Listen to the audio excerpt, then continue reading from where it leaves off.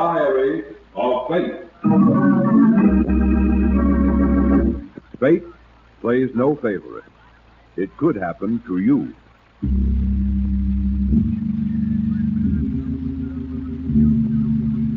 Book 74, page 309. In the Diary of Fate.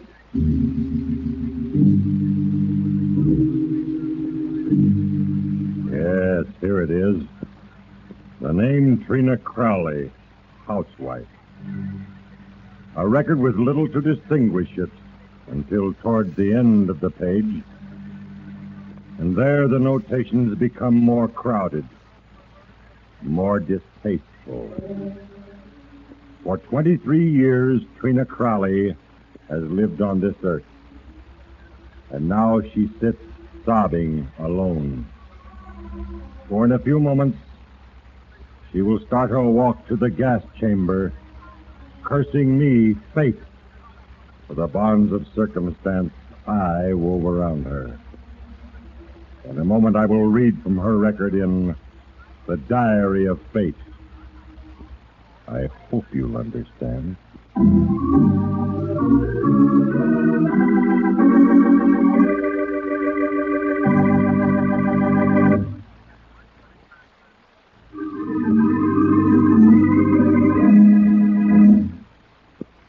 Put that phone down, Jake. The gun. So you knew about the money in the trunk. That's just what I thought you Drop would. that phone, Jake. Give me that gun, Trina. Stay where you are. Trina, give me that. Oh, Jake.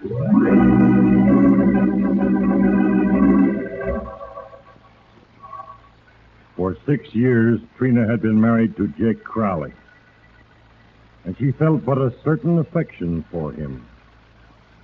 To Trina, Jake had come as an answer to her prayer, the means by which she could escape the humdrum life of Redland. But the wonderful lodge which Jake owned in the mystic Mojave had become a dusty auto court in the stifling desert. But let us go back to a June morning, the last day of the tourist season. Until November, you and your husband would be alone, Trina, merely existing until cooler weather allowed you to open again. You were having breakfast with Jake, thinking of the ordeal of surviving the lonely months ahead. 8 o'clock. 8 in the morning, and it's so hot already you can't breathe. Is there more coffee? No. Jake, why don't we get away somewhere this summer? Jake, do you have to read the paper while I'm talking? Says here a guy up in Tennessee. Jake, listen to me. I'm sick and tired of all of this. The heat, the spiders. Jake, why don't we get a change and go away somewhere? Like we used to. We could have fun, Jake. Look, Trina, we can't go away, and that's final. We have some fixing up to do. We don't have money enough to go away. We do. We don't.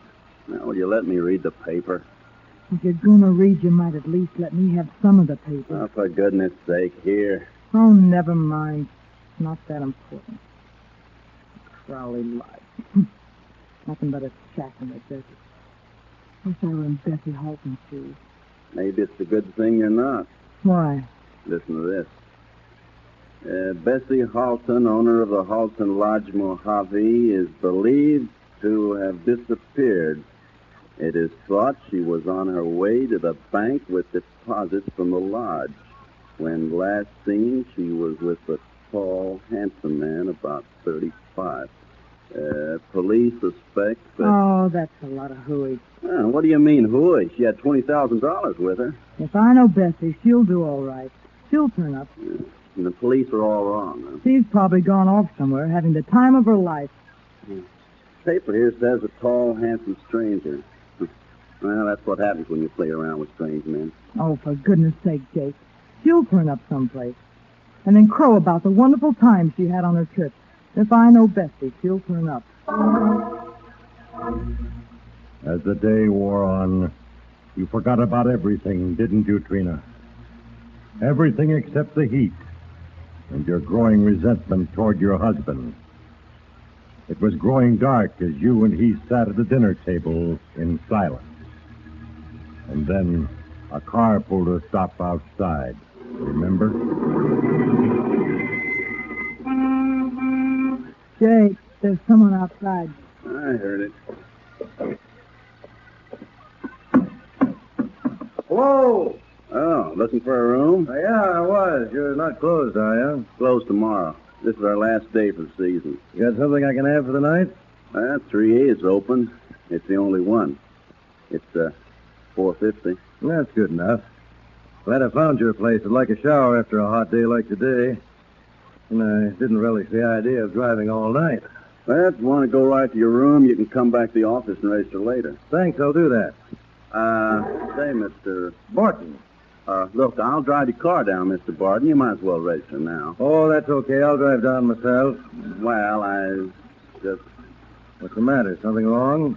Well, to tell you the truth, you see, this close to the end of the season, we get paid in advance. Oh, yeah. Yeah. $50. Just a minute, I'll get you change. What's the matter, Jake? Who was that? Oh, a guy named Barton driving a new Packard. Well, I'm going to put him in 3A. He gave me a $50. a $50 bill to pay for a $2 room? I told him it was $4.50. Trina, there's blood on the seat of his car. Oh, now you're playing Sherlock Holmes. Okay, be smart. I tell you, it's blood. Something funny about that guy. Oh, Jake, stop And making... as soon as he gets settled in 3A, I'm going to have a look at his car. There, see it? Now what do you got to say? It does look like blood. I knew there was something phony about Barton. That's why I got him to pay in advance. You looking for something? We just noticed there's blood on the seat of your car. At least it looks like. It is blood. I cut my hand on the wind wing. Bandaged it with my handkerchief.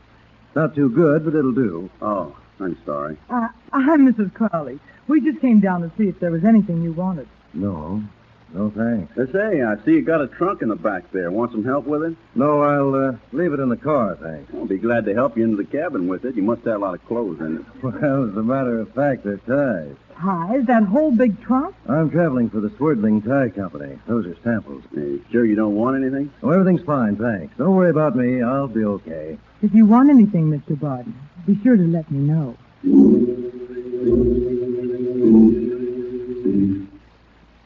As you walked back to the office with your husband, you thought about his stupidity, about the heat, about his childish imagination, and about the handsome Ralph Barton. As you sat down and lit a cigarette, you realized Jake was talking. And that routine about cutting his hand on a wind wing. Trina, there's something funny about all this. If Mr. Barton says that's how he cut his hand, that's how it was. He doesn't look like he'd lie. And that trunk. Why should he leave the trunk out in the car? He said there were ties in it. And... Ties. You ever saw a whole trunk full of ties? Trina, What? look down there, down the drive to 3A. Why, it's Mr. Barton. He's carrying his trunk inside the cabin. Trina, Bessie Halton's lodge isn't too far from here, you know. What are you trying to build up to? Well, Bessie Halton has disappeared, and they said a tall, handsome stranger. It's Mr. Barton. Yes, that's his name. He's tall and handsome. Trina, that trunk bothers me. You're not thinking that... I don't know, Trina. I don't know.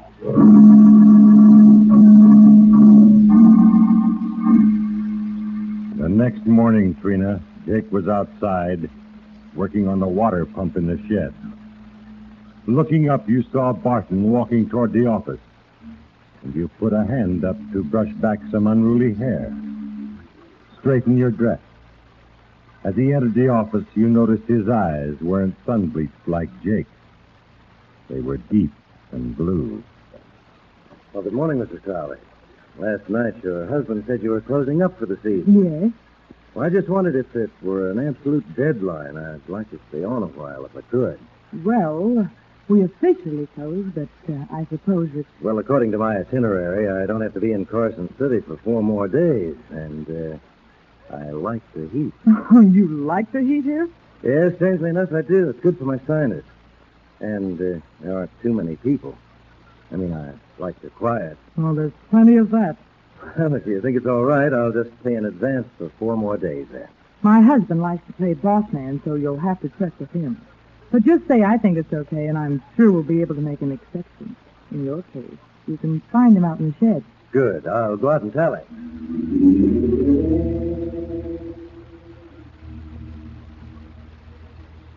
You were very pleased that chance had brought into your drab existence something out of the usual dull routine you had grown to hate. Ralph Barton. Standing behind the curtains at the window, you could hear your husband talking to Barton. Well, if Trina, Mrs. Crowley, said it was all right, it's okay with me. Good. Now, there's one other thing. I'd like to put my car in the garage. Well, guests usually leave their cars out. No, but if I'm going to be here 4 more days, I'd like to protect it from the sun. Well, I keep my car in the garage, and to get yours in, I'd have to move a lot of stuff. It's really pretty important to me. Don't want to ruin a paint job. Perhaps this $10 bill would make some difference? Yeah, perhaps it would. I'll have Trina get lunch for 3.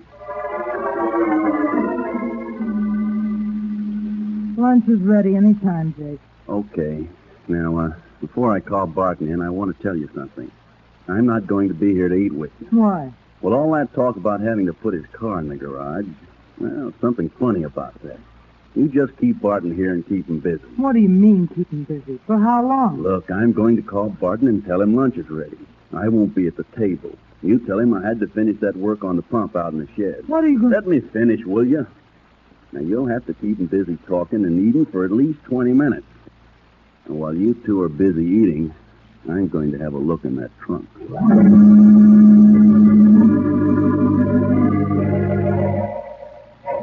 Yes, Trina Crowley. You were torn by mixed emotions. On the one hand, you were pleased and flattered by Ralph Barton's courtesy and attention. On the other hand, there was cold fear and the thought that your husband's suspicions might prove to be correct. Thoughts become the parents of the deed, but no mortal can conceal anything. All are written on the pages of time. And now, it is time for another entry on your page. When I have written, I will read from your record in the Diary of Fate.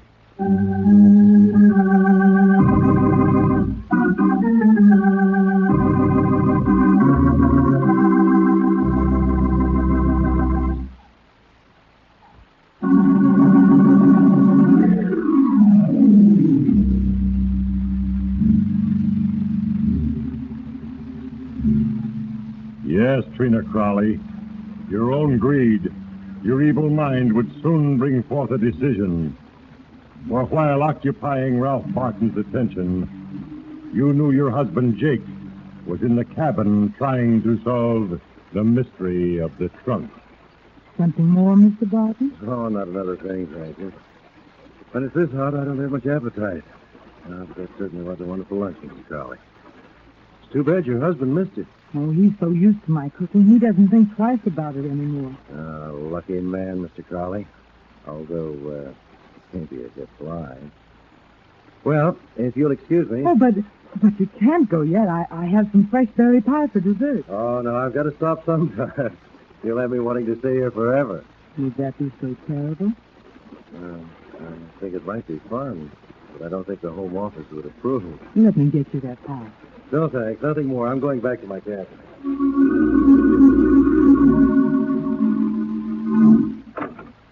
Oh, Mr. Barton. What are you doing in here, Crowley? Oh, I came down to clean up your room. Your wife said you were out back. Well, I thought I might just as well clean your room before lunch. When you clean the guest rooms, do you always try to open trunks? I suggest that you leave now. Look, Mr. Barton, you've got this all wrong. I wouldn't want anything to happen to you, Mr. Crowley. Yes, sir. Yes, sir, Mr. Barton. I told you to keep Barton here at the table until I got back. Well, the man wasn't hungry. What can I do? Tie him up and force food down his throat? I tell you, I did everything I could. All right. Don't blow your top. Listen, Trina, I'm convinced he's got something besides ties in that trunk. He's too concerned about it. You think Barton's the killer, don't you? I'm convinced of it. Jake, what are you going to do? I'm taking the car, going into Mojave to get the late papers. Going to leave me here? You'll be all right. Just stay here, inside. You can keep an eye on Barton. If there's a reward, I want it. Jake, What? Jake, what do you think really is in that trunk? I think it's the body of Bessie Halton. And so, Trina, your husband left for Mojave. He wouldn't be back for over an hour. And you were alone with Ralph Barton. Again, you had that same mixture of emotions. Fear that he might be the killer. And yet, a quickening of the pulse as you thought of his attractiveness. And suddenly, a car drove up.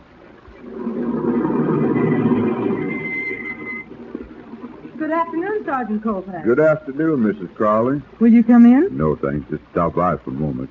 Got some unpleasant news for you. They found Bessie Halton's body in Rock Canyon. Oh, how terrible. But they didn't find any money. The killer must have got away with about $20,000. $20,000. May have been more. But they figure Bessie Halton had at least that much when she left the lodge. I really came out to ask a question. About what, Sergeant? I wondered if you'd seen any strange men around during the last couple of days. Why, Well, I know you're closed down for the season, so I won't ask to see you registered. oh, yes, we are. We're closed officially. Anyway, I noticed there aren't any cars in front of your cabin. Oh, no, there aren't any. You think this man still has the $20,000? Oh, we're sure of it, ma'am.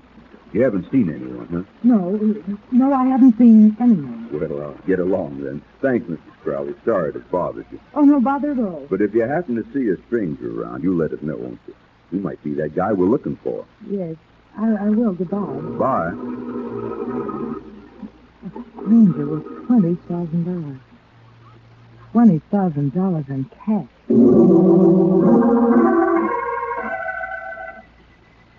Yes, Trina Crowley. $20,000. Your husband was wrong then, wasn't he? There couldn't be a body in that trunk, but there could be money. You thought of this as you walked toward cabin 3A. And you were smiling as you knocked on the door of Ralph Barton's cabin. Oh, hello, Mrs. Crowley.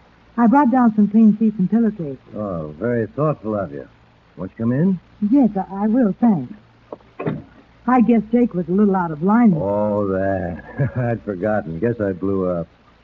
Well, I'm glad the pretty member of the Crowley family forgives me. You see, Jake's so tied up in this murder that Murder? The Bessie Halton murder. Sure, you know about that. Well, I did read something about her disappearance. I wasn't too interested. Jake was. And is. He went into town to get the late papers. Wants to see if they've caught the killer yet. Oh. You think they have? No. And I think he's too smart to get caught. It's a long drive to Mojave. Jake will be gone an hour or so. Oh. Trina, Yes? wasn't that a police car that came in a while ago? Yes, it was. The officer wanted to know if there had been any strangers around here. But I told him there hadn't been. After all, you're not a stranger now. Are you? Well, Suppose not. they found Bessie's body in Red Rock Canyon. But they didn't find any money. The man who killed her must still have it with him. $20,000. 20,000's a lot of iron men. What would you do if you had $20,000? Oh, I don't know, Trina. Why? Oh, I was just thinking. The guy that got that money isn't going to have a worry in the world. Do you suppose he has a girl? Oh, I wouldn't know. She's lucky. You know, I'd do anything for $20,000. Or half of it. Anything? I might even kill for it. That's pretty broad, isn't it? Ralph, if you had that money, if I say, would you take me away with you? You're married, remember? I'm pretty, aren't I? Aren't I, Ralph? Trina, let's not get involved in something. Kiss me. Please. Trina. Trina. Trina, that shouldn't have happened. That shouldn't have happened. Why, Ralph? Why? You're a very attractive girl, Trina, but you're married. Why couldn't you? That's Jake driving in now. Come on, we'll walk out and meet him. Listen, Ralph. Hello, Mr. Crowley.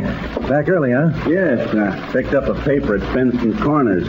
Didn't have to go all the way to Mojave. What's the matter, Jake? Come into the house, Trina. I want to talk to you. And, Mr. Barton? Yes? You can wipe that lipstick off.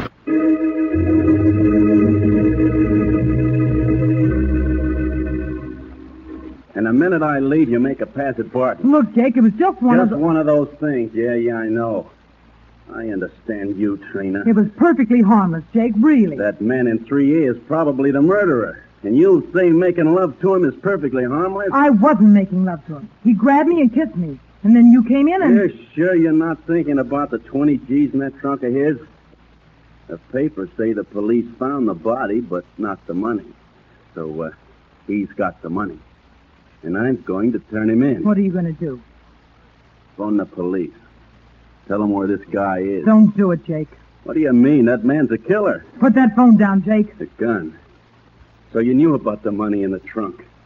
That's just what I thought. Drop that phone, Jake. Give me that gun, Trina. Stay where you are. Trina, give me that... Oh, Jake! You stood there, terror-struck for a moment, Trina. And then the gun fell from nerveless fingers. Your husband was dead at your feet. You'd killed him. I heard a shot. Ralph, he's dead. Jake's dead. I shot him. Trina, what do you mean? Darling, we've got to get away. But listen, Trina. Don't you understand? Jake's dead. We've got to get away. But I can't. You've got money, lots of money. We can go away, far away. Maybe Mexico. Trina, listen. You've got more money in your trunk than we'll ever be able to spend. Hurry. Please, Trina, let me... Money's the most important thing in the world. I've always thought so. And now I've killed her. Oh, my darling, hurry, please. I'm trying to tell you, Trina, that I don't... I love you so much, Ralph. I always have, ever since you first walked in the door.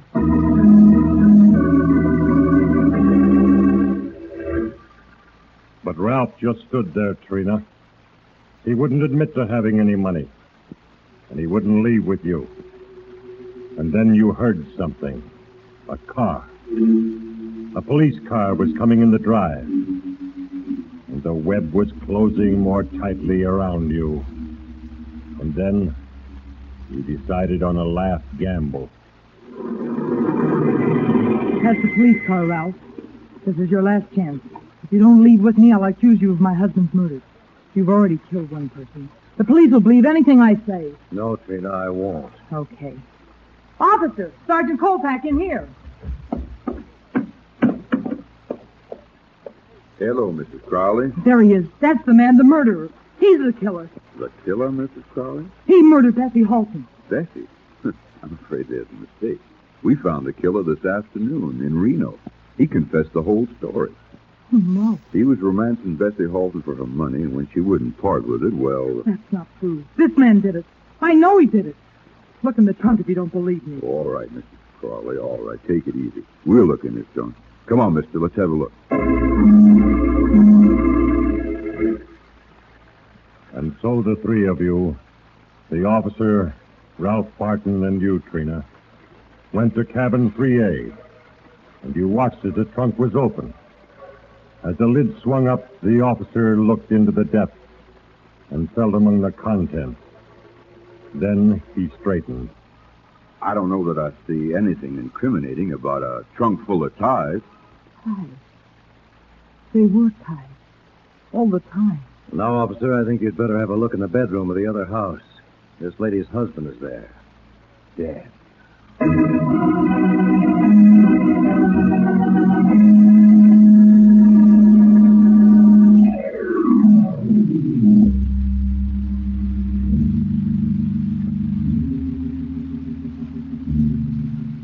Now my hand, the hand of fate, writes the final entry. Lest any mortal should think fate unkind, cruel, or unmindful of justice that must be meted out. In a moment, I will read from the page of Trina Crowley in the Diary of Fate.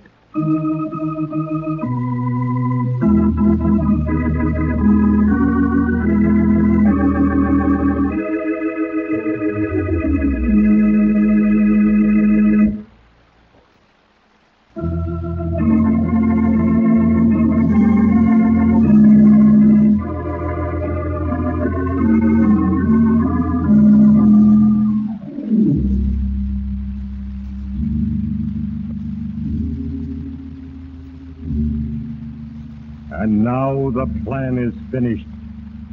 Complete. A moment ago, a deadly pellet was dropped automatically into a liquid beneath the chair in an isolated cubicle at State Prison. And now, Trina Crowley is dead. Investigation by the authorities proved beyond a doubt that Trina Crowley murdered her own husband. Ralph Barton was exonerated of all suspicion. His watchfulness over his trunk was due to the fact that twice before during his career as a salesman of men's neckwear, he had been robbed. And so I close the book. Another page in the life of a mortal has been duly recorded in the ledger of the universe by me, Fate. I, who am but the instrument in the plan. Take heed, all you who listen, and remember, there is a page for you in The Diary of Fate.